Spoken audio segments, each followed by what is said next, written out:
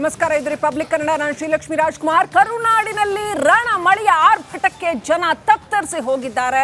ಜನರ ಬದುಕು ಹರೋಹರ ಆಗಿಬಿಟ್ಟಿದೆ. ಅಷ್ಟರ ಮಟ್ಟಿಗೆ ವರುಣ ಆರ್ಭಟಿಸಿ ಅಬ್ಬರಿಸಿ ಬೊಬ್ಬಿರುತ್ತಾ ಇದ್ದಾನೆ. ವರುಣನ ಆರ್ಭಟವನ್ನ ನೋಡ್ತಾ ಇದ್ದೀರಿ.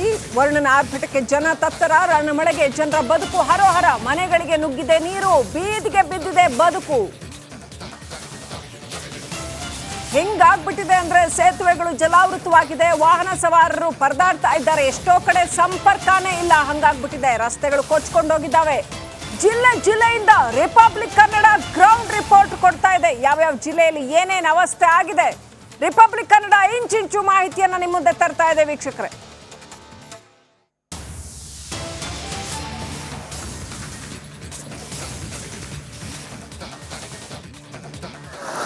ಹೇಗಿದೆ ಮಳೆಯ ಅಬ್ಬರ ಅನ್ನುವಂಥದ್ದನ್ನ ಪ್ರತಿ ಜಿಲ್ಲೆಯಿಂದ ನಿಮ್ಮೆದುರು ತರ್ತಾ ಇದೆ ರಿಪಬ್ಲಿಕ್ ಕನ್ನಡ. ಮರಣ ಮಳೆಯ ಮೃದಂಗ ಹೇಗಿದೆ ಅನ್ನುವಂಥದ್ದನ್ನ ನೋಡಿ. ಎಷ್ಟು ಜೋರು ಮಳೆ ಸುರಿತಾನೆ ಇದೆ. ವಿಶೇಷವಾಗಿ ಕರಾವಳಿ ಭಾಗಗಳಲ್ಲಂತೂ ಸಿಕ್ಕಾಪಟ್ಟೆ ಮಳೆ ಅಬ್ಬರಿಸಿದೆ. ಮಲೆನಾಡು ಭಾಗದಲ್ಲೂ ಕೂಡ ಸಾಕಷ್ಟು ಅವಾಂತರವನ್ನ ಮಳೆ ಉಂಟು ಮಾಡಿದೆ. ಜನ ಮನೆಯಿಂದ ಹೊರಗೆ ಕಾಲಿಡೋದಕ್ಕೆ ಸಾಧ್ಯವೇ ಇಲ್ಲ ಅಂತ ಪರಿಸ್ಥಿತಿ ಉಂಟಾಗಿದೆ. ಇನ್ನು ಅನೇಕ ಕಡೆಗಳಲ್ಲಿ ಸೇತುವೆಗಳು ಮುಚ್ಕೊಂಡು ಹೋಗಿದ್ದಾವೆ, ಕೊಚ್ಚಿ ಹೋಗಿದ್ದಾವೆ. ಜನ ಹೊರಗಡೆ ಕಾಲಿಡೋದೇ ಕಷ್ಟ ಆಗಿದೆ. ಮನೆ ಒಳಗಿರೋಣ ಅಂತಂದ್ರೆ ಅನೇಕ ಕಡೆಗಳಲ್ಲಿ ಮನೆಯ ಹೆಂಚು ಹಾರೋಗಿರ್ತಕ್ಕಂಥದ್ದು, ಮನೆಗಳು ಕುಸಿದಿರ್ತಕ್ಕಂಥದ್ದು, ಸಾಕಷ್ಟು ಅನಾಹುತವನ್ನ ಒಟ್ಟಿನಲ್ಲಿ ಮಳೆ ಉಂಟು ಮಾಡಿದೆ.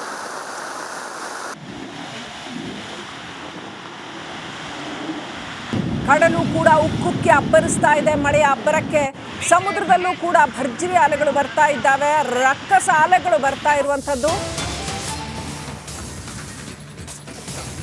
ಕರಾವಳಿಯಲ್ಲಂತೂ ವರುಣನ ಅವಾಂತರಗಳ ಸರಮಾಲೆಯೇ ನಡೆದಿದೆ. ಮನೆಗಳಿಗೆ ಅಪಾರ ಪ್ರಮಾಣದ ನೀರು ನುಗ್ಗಿ ಜನ ತುಂಬಾ ಪರದಾಡ್ತಾ ಇದ್ದಾರೆ.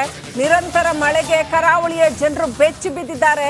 ಉತ್ತರ ಕನ್ನಡ ಜಿಲ್ಲೆಯಲ್ಲೂ ಕೂಡ ಮುಂದುವರೆದಿದೆ ಮಳೆಯ ಆರ್ಭಟ. ಕಳೆದ ಸಾರಿಯೂ ಕೂಡ ಉತ್ತರ ಕನ್ನಡ ಜಿಲ್ಲೆ ಸಾಕಷ್ಟು ಹಾನಿಗೆ ತುತ್ತಾಗಿತ್ತು. ಈ ಸಾರಿಯೂ ಕೂಡ ಅದೇ ರೀತಿಯಲ್ಲಿ ಮಳೆಯ ಆರ್ಭಟ. ಮನೆಗಳಿಗೆ ಅಪಾರ ಪ್ರಮಾಣದ ನೀರು ನುಗ್ಗಿದೆ. ಅಷ್ಟೇ ಅಲ್ಲ, ಗುಡ್ಡ ಕುಸಿತ ಉಂಟಾಗಿದೆ, ಪ್ರಾಣಹಾನಿ ಕೂಡ ಆಗಿದೆ. ನಿರಂತರ ಮಳೆಗಳಿಗೆ ಈ ಒಂದು ಕರಾವಳಿಯ ಜನ ಸಿಕ್ಕಾಪಟ್ಟೆ ಹೈರಾಣಾಗಿ ಹೋಗಿದ್ದಾರೆ. ಸೇತುವೆಗಳೇ ತುಂಬುವಷ್ಟು, ಸೇತುವೆಗಳು ಮುಚ್ಚಿ ಹೋಗುವಷ್ಟು ನೀರು ಬಂದಿದೆ ಎಲ್ಲ ಕಡೆ. ನೋಡಿ, ಮನೆ ಹತ್ರ ಪಾಪ ಹಳ್ಳಿಗಳಲ್ಲಿ ಮನೆ ಹತ್ರ ಮೊಳಕಾಲ್ಕಿಂತ ಜಾಸ್ತಿ ನೀರು ನಿಂತಿದೆ. ಅವ್ರು ಹೇಗೆ ಜೀವನ ಮಾಡ್ಬೇಕು, ಅವ್ರು ಹೇಗೆ ಬದುಕಬೇಕು, ಎಲ್ಲ ಹೋಗ್ಬೇಕು ಅವರು. ಸಂಪರ್ಕ ಕೂಡ ಎಷ್ಟೋ ಕಡೆ ಸಾಧ್ಯ ಆಗ್ತಾ ಇಲ್ಲ. ಯಾವುದೇ ರೀತಿ ರಸ್ತೆಗಳಿಲ್ಲ, ಅಲ್ಲಿ ಹೋಗಿ ಬಂದು ಮಾಡೋದಕ್ಕೂ ಕೂಡ ರಸ್ತೆಗಳಿಲ್ಲ. ಹೇಗೆ ಬದುಕಬೇಕು ಜನ ಅನ್ನೋಷ್ಟರ ಮಟ್ಟಿಗೆ ಮಳೆ ಅವಾಂತರವನ್ನ ಸೃಷ್ಟಿ ಮಾಡಿದೆ.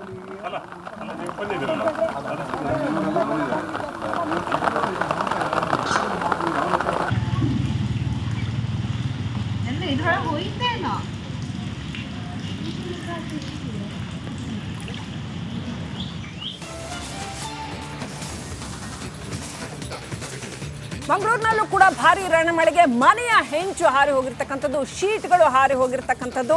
ಜನ ತತ್ತರಿಸಿ ಹೋಗಿದ್ದಾರೆ, ಭೀತರಾಗಿದ್ದಾರೆ. ಅಷ್ಟರ ಮಟ್ಟಿಗೆ ಮಳೆ ಅವಾಂತರವನ್ನ ಕರಾವಳಿ ಭಾಗದಲ್ಲಿ ಉಂಟು ಮಾಡಿದೆ. ವಿಶೇಷವಾಗಿ ಮಂಗಳೂರಿನಲ್ಲಿ ರಣ ಮಳೆಗೆ ಮಂಗಳೂರಿನ ಅಜಿಲಮೊಗರಲ್ಲಿ ಭಾರಿ ಗಾಳಿ ಮಳೆಯಿಂದಾಗಿ ಮನೆಯ ಶೀಟ್ಗಳು ಕಿತ್ತ ಹಾರಿ ಹೋಗಿದೆ. ಅಬ್ಬರದ ಮಳೆಗೆ ಬಂಟ್ವಾಳದ ಜನ ಬೆಚ್ಚಿ ಬಿದ್ದಿದ್ದಾರೆ. ಬಂಟ್ವಾಳದಲ್ಲೂ ಕೂಡ ಸಾಕಷ್ಟು ಅನಾಹುತ. ಅಜಿಲಮೊಗರಲ್ಲಿ ಭಾರಿ ಗಾಳಿ ಮಳೆ, ಅದಕ್ಕೆ ಮನೆಯ ಶೀಟ್ಗಳು ಕಿತ್ತ ಹಾರಿ ಹೋಗಿರ್ತಕ್ಕಂಥ ದೃಶ್ಯಗಳು.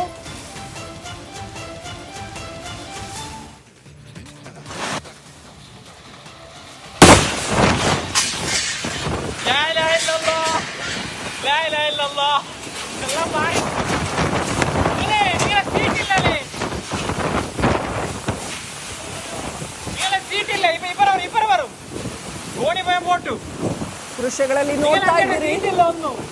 ಸಿಕ್ಕಾಪಟ್ಟೆ ಗಾಳಿಯ ಅಬ್ಬರಕ್ಕೆ ಯಾವ ರೀತಿ ಶೀಟ್ಗಳು ಕಿತ್ತು ಹಾರಿ ಹೋಗ್ತಾ ಇದೆ ಅಂತ.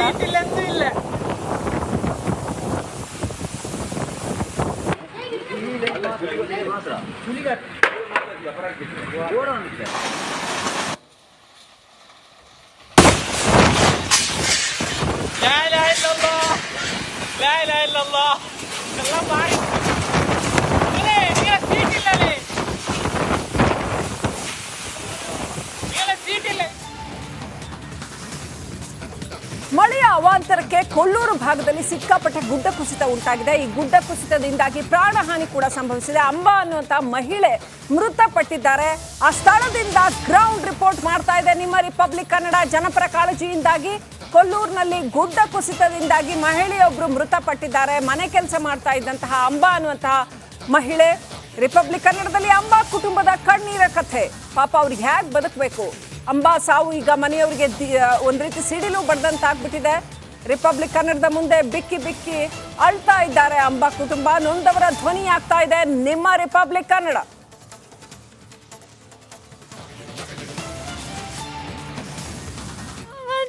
ಮಳೆ ಆರ್ಭಟಿಸ್ತಾ ಇದೆ. ಪುನರ್ವಸು ಮಳೆ ಇವತ್ತಿನಿಂದ ಶುರುವಾಗಿದ್ದು ಜನರ ನಿದ್ದೆಗೆಡಿಸಿದೆ. ಯಾವ ಕ್ಷಣದಲ್ಲಿ ಏನಾಗುತ್ತೆ ಅನ್ನುವ ಆತಂಕ ಇದೆ. ನೋಡಿ, ನನ್ನ ಹಿಂದೆ ನೀವು ಗಮನಿಸ್ತಾ ಇದ್ದೀರಿ, ಇದು ಕೊಲ್ಲೂರು ದೇವಸ್ಥಾನದಿಂದ ಕೂಗಳತೆ ದೂರದಲ್ಲಿರುವಂಥ ಬಾಳೆಗೆದ್ದೆ ಅನ್ನುವ ಊರು. ಈ ಬಾಳೆಗೆದ್ದೆ ಊರಿನಲ್ಲಿ ಗುಡ್ಡ ಕುಸಿತಾ ಇರುವಂಥ ದೃಶ್ಯವನ್ನು ಗಮನಿಸ್ತಾ ಇದ್ದೀರಿ. ರಿಪಬ್ಲಿಕ್ ಕನ್ನಡದಲ್ಲಿ ಎಕ್ಸ್ಕ್ಲೂಸಿವ್ ಆಗಿ ತೋರಿಸ್ತಾ ಇದ್ದೀವಿ ನೋಡಿ. ಎದುರುಗಡೆಯ ಆ ಗುಡ್ಡ ಕುಸಿತಾ ಇದೆ. ಕುಸಿದ ಪರಿಣಾಮ ಮಣ್ಣು ಜರಗಿದೆ. ಯಾವುದೇ ಕ್ಷಣದಲ್ಲಾದರೂ ಕೂಡ ಇದು ಸಂಪೂರ್ಣವಾಗಿ ಕುಸಿದು ಈ ಭಾಗದ ಮನೆಗಳನ್ನು ದರಾಶಾಯಿ ಮಾಡುವಂಥ ಸಾಧ್ಯತೆ ಇದೆ. ಇದೇ 2 ದಿನದ ಹಿಂದೆ ಈ ಗುಡ್ಡ ಕುಸಿದ ಪರಿಣಾಮ ಈ ಮನೆಯಲ್ಲಿ ಒಟ್ಟು 4 ಜನ ಇದ್ರು. ಈ 4 ಜನದಲ್ಲಿ ಓರ್ವ ಮಹಿಳೆ ಇಲ್ಲಿ ಮೃತಪಟ್ಟು ಸಿಲುಕಾಕಿಕೊಂಡು ಗುಡ್ಡ ಕುಸಿದು ಸಿಲುಕಾಕಿಕೊಂಡು ಮೃತಪಟ್ಟಿದ್ರು. ಅದೇ ಸ್ಥಳದಲ್ಲಿ ನಾನಿದ್ದೀನಿ. ಈಗ ಮತ್ತೆ ಇಲ್ಲಿ ಆತಂಕ ಶುರುವಾಗಿದೆ. ಇಲ್ಲಿ ಒಟ್ಟು 3 ಮನೆಗಳಿದ್ದಾವೆ. 3 ಮನೆಗಳನ್ನು ಈಗ ಇಲ್ಲಿಂದ ಖಾಲಿ ಮಾಡಿಸಿದ್ದಾರೆ. ಈ ಘಟನೆ ಆದ ನಂತರ ಕ್ಷಣ ಕ್ಷಣಕ್ಕೂ ಕೂಡ ಮಳೆಯ ತೀವ್ರತೆ ಹೆಚ್ಚಾಗ್ತಾ ಇದೆ. ಈ ಕಾರಣದಿಂದ ಸ್ಥಳೀಯರೆಲ್ಲರೂ ಕೂಡ ಆತಂಕದಲ್ಲೇ ಬದುಕುವಂಥ ಪರಿಸ್ಥಿತಿ ನಿರ್ಮಾಣ ಆಗಿದೆ. ಬೆಳಿಗ್ಗೆಯಿಂದಲೂ ಕೂಡ ಪುನರ್ವಸು ಮಳೆ ಇದೆಯಲ್ಲ ಆರ್ಭಟಿಸ್ತಾನೆ ಇದೆ. ಹಾಗಾಗಿ ಜನರಲ್ಲಿ ಆತಂಕ ಮತ್ತು ಭಯ ಅಂತೂ ಖಂಡಿತ ಇದೆ. ಸ್ಥಳೀಯರೆಲ್ಲರೂ ಕೂಡ ಹೇಳೋ ಪ್ರಕಾರ ಈ ರೀತಿ ದೇವಸ್ಥಾನದ ಸುತ್ತಮುತ್ತ ಈ ಘಟನೆ ಆಗಿದ್ದಿದೆ ಮೊದಲು. ನಮಗೆ ಭಯ ಇದೆ ಯಾವ ಕ್ಷಣದಲ್ಲಿ ಏನಾಗುತ್ತೆ ಅಂಥೇಳಿ. ಒಂದು ಸಣ್ಣ ಕಲ್ಲು ಜರುಗಿದ್ರೂ ಸಾಕು ಈ ಸಂಪೂರ್ಣ ಗುಡ್ಡ ಕುಸಿಯೋ ಸಾಧ್ಯತೆ ಇದೆ. ಹೇಳಿ ಕೇಳಿ ಈ ಮನೆ ಏನು ನಿರ್ಮಾಣ ಮಾಡಿ ಏನು ವರ್ಷಾನುಗಟ್ಟಲೆ ಆಗಿಲ್ಲ, 6 ತಿಂಗಳಾಗಿದೆ ಮನೆ, ಈ 3 ಮನೆಗಳನ್ನು ಮಾಡಿ. ಆದರೆ ಹೀಗಾಗಿರೋದು ಆತಂಕದ ವಾತಾವರಣ ಇಲ್ಲಿ ಸೃಷ್ಟಿಯಾಗಿದೆ. ನಿರಂತರವಾಗಿ ಮಳೆ ಬರ್ತಾ ಇರೋದು ಕೂಡ ಜನರಲ್ಲಿ ಏನಾಗಬಹುದು ಅನ್ನುವ ಒಂದು ಭಯ ಖಂಡಿತವಾಗ್ಲೂ ಕೂಡ ಇದೆ. ರಣಮಳೆ ಈ ಬಾರಿ ಇನ್ನೇನು ಅವಾಂತರ ಸೃಷ್ಟಿ ಮಾಡುತ್ತೆ ಅನ್ನೋದನ್ನು ಕಾದು ನೋಡಬೇಕಾಗಿದೆ. ಕ್ಯಾಮ್ರಾ ಪರ್ಸನ್ ಮಹೇಶ್ ಜೊತೆ ನಾನು ರಂಜಿತ್ ಶಿರಿಯಾರ್, ರಿಪಬ್ಲಿಕ್ ಕನ್ನಡ, ಕೊಲ್ಲೂರು.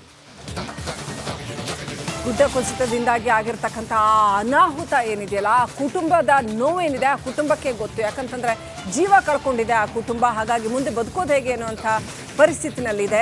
ಮಳೆಯಿಂದಾಗಿ ಆಗಿರ್ತಕ್ಕಂಥ ಅನಾಹುತ ಇದು. ಈ ಬಗ್ಗೆ ನಮ್ಮ ಪ್ರತಿನಿಧಿ ಆ ಕುಟುಂಬವನ್ನ ಮಾತನಾಡಿಸಿದ್ದಾರೆ. ಏನಿದೆ ಪರಿಸ್ಥಿತಿ ನೋಡು. ಇಡೀ ಕುಟುಂಬದ ನೊಗವನ್ನ ಹಿಡಿದು ಕೆಲಸಕ್ಕೆ ಹೋಗಿ ದಿನನಿತ್ಯ ಕೆಲಸ ಮಾಡಿ ಜೀವನ ಸಾಗಿಸ್ತಾ ಇದ್ದ ಅಂಬಾ ಅವರ ಕುಟುಂಬದಲ್ಲಿ ಮನೆಯಲ್ಲಿ ಈಗ ನೀರವ ಮೌನ ಆವರಿಸಿದೆ.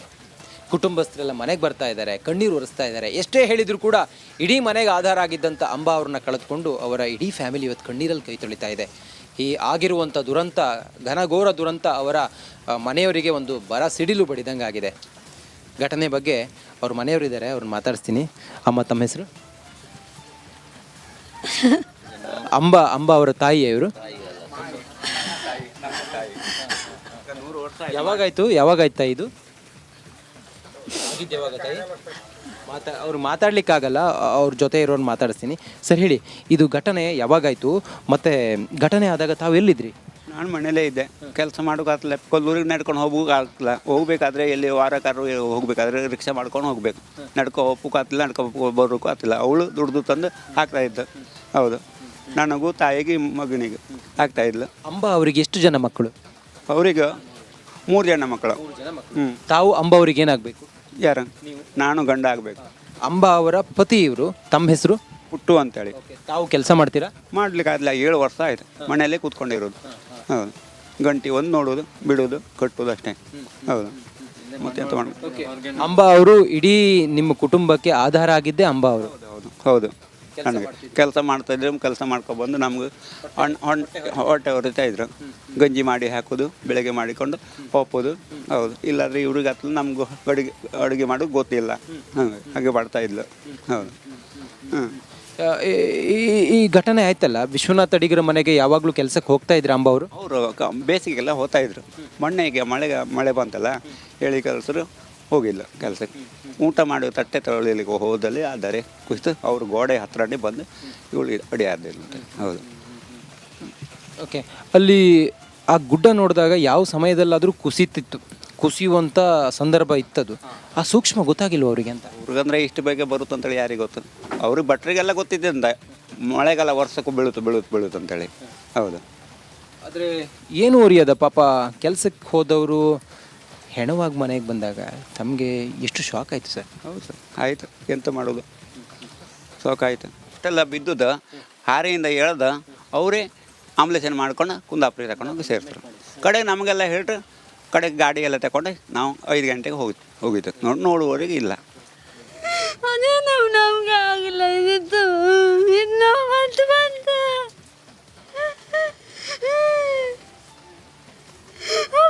ಕಾಲಿಲ್ಲ, ಕುದಿಯಲ್ಲ ಇಲ್ಲ.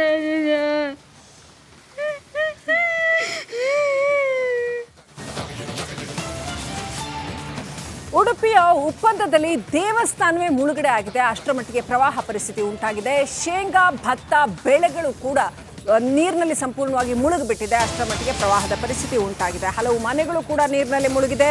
ಪ್ರವಾಹದ ಕಾರಣದಿಂದಾಗಿ ಮನೆಗಳು ಬಿರುಕು ಬಿಟ್ಟಿದೆ. ಇದೆಲ್ಲವೂ ಕೂಡ ಜನರಲ್ಲಿ ಆತಂಕವನ್ನು ಉಂಟು ಮಾಡಿದೆ. ಜೀವ ಕೈಯಲ್ಲಿ ಹಿಡಿದು ಓಡಾಡೋ ಪರಿಸ್ಥಿತಿ ನಿರ್ಮಾಣ ಆಗಿದೆ. ಇನ್ನು ದನ ಕರುಗಳು, ಪ್ರಾಣಿಗಳ ಮೂಕರೋಧನಿ ಅಂತೂ ಕೇಳೋರೇ ಇಲ್ಲ ಅನ್ನುವಂಥ ಪರಿಸ್ಥಿತಿ. ವೀಕ್ಷಕರೇ, ನಿಮ್ಮ ಈ ನೊಂದವರ ಧ್ವನಿಯಾಗಿದೆ ರಿಪಬ್ಲಿಕ್ ಕನ್ನಡ. ಯಾವ್ಯಾವ ಜಿಲ್ಲೆಗಳಲ್ಲಿ ಈ ರೀತಿ ಪ್ರವಾಹದ ಸಮಸ್ಯೆ ಇದೆ ಅಲ್ಲಿಗೆ ಹೋಗಿ ಆ ನೆಲದ ಚಿತ್ರಣವನ್ನ, ಅಲ್ಲಿನ ಪರಿಸ್ಥಿತಿಯ ಚಿತ್ರಣವನ್ನ ಜನರಿಗೆ ತೋರಿಸುವಂತಹ, ಸರ್ಕಾರಕ್ಕೆ ಕನ್ನಡಿ ಹಿಡಿಯುವಂತಹ ಕೆಲಸ ಮಾಡ್ತಾ ಇದೆ ರಿಪಬ್ಲಿಕ್ ಕನ್ನಡ.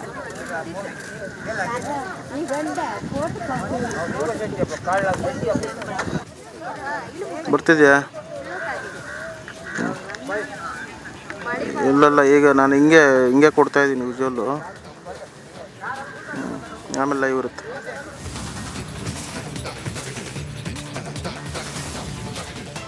ರೈಟ್, ಈ ಬಗ್ಗೆ ಇನ್ನಷ್ಟು ಅಪ್ಡೇಟ್ ಪಡ್ಕೊಳ್ಳೋಣ. ಬೇರೆ ಬೇರೆ ಜಿಲ್ಲೆಗಳಿಂದ ನಮ್ಮ ಪ್ರತಿನಿಧಿಗಳು ಸಂಪರ್ಕದಲ್ಲಿದ್ದಾರೆ. ನನ್ನ ಸಹೋದ್ಯೋಗಿ ರಂಜಿತ್ ಶಿರಿಯಾರ್ ಉಡುಪಿಯಿಂದ ಇದ್ದಾರೆ, ಹಾಗೇನೆ ಮಂಗಳೂರಿನಿಂದ ದಿನೇಶ್ ಇದ್ದಾರೆ, ಹಾಗೇನೆ ಉಡುಪಿಯಿಂದ ಹರೀಶ್ ಇದ್ದಾರೆ, ಕಾರವಾರದಿಂದ ಶೇಷಗಿರಿ ಮುಂಡಳಿ ನಮ್ಮ ಜೊತೆ ಇದ್ದಾರೆ. ನಾವು ಉಡುಪಿಗೆ ಹೋಗೋಣ. ರಂಜಿತ್, ನಿಜಕ್ಕೂ ಸಾಕಷ್ಟು ಅನಾಹುತ, ಇಷ್ಟು ಅನಾಹುತ ಸಂಭವಿಸುತ್ತೆ ಅಂತ ಯಾರು ನಿರೀಕ್ಷೆ ಮಾಡಿರಲಿಲ್ಲ. ಕರಾವಳಿ ಜಿಲ್ಲೆಗಳಲ್ಲಿ ಮಳೆ ಅಧ್ವಾನ ಉಂಟು ಮಾಡಿದೆ. ಏನೆಲ್ಲ ಆಗಿದೆ ರಂಜಿತ್? ಖಂಡಿತವಾಗ್ಲೂ ಕೂಡ ಶ್ರೀಲಕ್ಷ್ಮಿ, ಈ ರಣ ಮಳೆ ಇದೆಯಲ್ಲ, ಸೃಷ್ಟಿಸಿರುವಂಥ ಅವಾಂತರ ಒಂದೆರಡಲ್ಲ, ಸಂಪೂರ್ಣವಾಗಿ ಮನೆಗಳೊಳಗೆಲ್ಲ ನೀರು ನುಗ್ಗಿದೆ. ಇಲ್ಲೊಂದು ಅಂಗನವಾಡಿ ಕೇಂದ್ರ ಇದೆ, ಅಂಗನವಾಡಿ ಕೇಂದ್ರದ ಸುತ್ತಲೂ ಕೂಡ ನೀರು ತುಂಬಿಕೊಂಡು ಮಕ್ಕಳನ್ನ ಇನ್ನೇನು ರಕ್ಷಣೆ ಮಾಡಬೇಕು ಅಂತ ಪರಿಸ್ಥಿತಿ ಇದೆ. ದೇವಸ್ಥಾನ ಮುಳುಗಡೆ ಆಗಿದ್ರೆ ಕೃಷಿ ಭೂಮಿ, ಭತ್ತ, ಶೇಂಗಾ ಬೆಳೆದಂಥ ಬೆಳೆಗಾರರು ಕಣ್ಣೀರು ಹಾಕ್ತಾ ಇದ್ದಾರೆ. ಈ ರಸ್ತೆ ಮೇಲೆ ಆಗಿರುವಂಥ ಹೊಂಡಗಳು ಒಂದು ಕಡೆ. ನಾನು ಮಾತಾಡೋದಿಲ್ಲ, ನೇರವಾಗಿ ಜನರನ್ನೇ ಮಾತಾಡ್ತೀನಿ, ಅವ್ರು ಏನು ಹೇಳ್ತಾರೆ ಅನ್ನೋದನ್ನ ಕೇಳೋಣ. ಹೇಳಿ ಅಮ್ಮ, ಏನಿದೆ ತಾಪತ್ರೆ ಮಳೆ ಬಂದಾಗ? ವರ್ಷ ಆಯ್ತು ಬೇಸಾಯ ಮಾಡ್ಕಿದ್ರಿಲ್ಲ, ಎಲ್ಲ ಕೃಷಿ ನೆಟ್ಟಿದ್ದೀವಿ, ಅಲ್ಲಿ ನೀರು ತುಂಬಿಕೊಂಡು ಹೋಗಿದೆ. ಮಕ್ಕಳು ಶಾಲೆ ಹೋಗ್ಲಿಕ್ಕೆ ತೊಂದರೆ ಆಗುತ್ತೆ, ಎಲ್ಲ ತೊಂದರೆ ಆಗತ್ತೆ ನಮಗೆ. ಒಂದು ಗಿಂಟ ಏನೂ ಇಲ್ಲ, ತಿರುಗ್ಲಿಕ್ಕೂ ಈಗ 1000 ಜನರಿಗೆ ರಗಳಿ ಆಗ್ತಾ ಇದೆ. ಎಲ್ಲ ಮಕ್ಕಳನ್ನ ಹೊರಗಡೆ ಕಳಿಸ್ಬೇಕಾದ್ರೆ ಜೀವ ಕೈಯಲ್ಲಿ ಹಿಡ್ಕೊಂಡು ಓಡಾಡ್ಬೇಕು ಇವ್ರು. ಏನಮ್ಮ ಕತೆ ಹಿಂಗಾದ್ರೆ ಹೆಂಗೆ? ಹೆಂಗಂದೇಳಿ ಹೇಳುದು, ನಮ್ಮ ಗಂಡು ಮಕ್ಳು ಇಲ್ಲ, ಯಾರೂ ಇಲ್ಲ, ಯಾರ ಗಡಿ ಎಲ್ಲ ಇರ್ತಾರೆ.